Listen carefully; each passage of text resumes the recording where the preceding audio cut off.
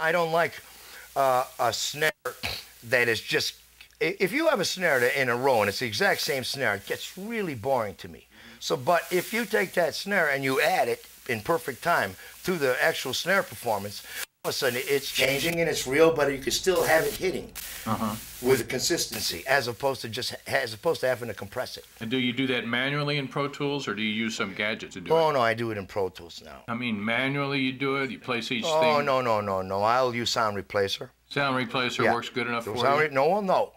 What I do is, after we're done with these sessions here, I will go and do a grid, a bass drum grid and a snare drum grid that I will check myself. After I've created it, I will go to every single hit and make sure it's sitting in the right place, because all these workstations have a little bit of a leeway that is a little bit too much of a leeway for me, especially with a snare drum. If its timing is a little bit different each time against the original snare, it's going to change its sound drastically. It actually has to hit at the exact same time. So I'll go through, or if I have an assistant that's working with me, I'll have them go through and align every single grid point.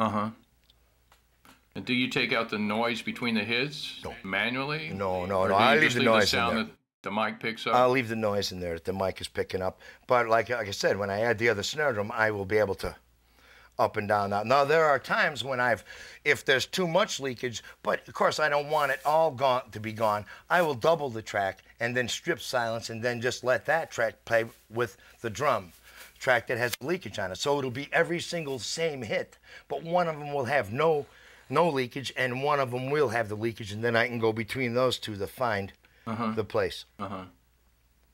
How do you deal with a drummer that has a real light touch on the kick and you get a lot of leakage? I replace the bass drum. You replace the part? The whole part? I replace the bass drum, yeah. In other words, after I have an exact, and I do mean exact timing of that person's hits, the exact place where those hits are, then I'll replace it with something that is more controlled. Or sometimes I will go through and have, if many of them are good, I will go through and just replace the ones that are too soft. I recently worked with a drummer that was just so good. It was fantastic. And I just couldn't get enough of his foot without all this leakage the way he was playing. When I replaced his bass drum and I heard what he was doing on the bass drum cleanly, it was magnificent. So the idea is, I would never go to somebody like that and say, you're playing the bass drum too soft. Because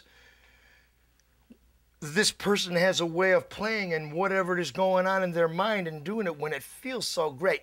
You just gotta adjust it. Yeah. You make the music takes precedence. That's right. Over the sound. The player takes precedence. Yeah. The song takes precedence over the sound.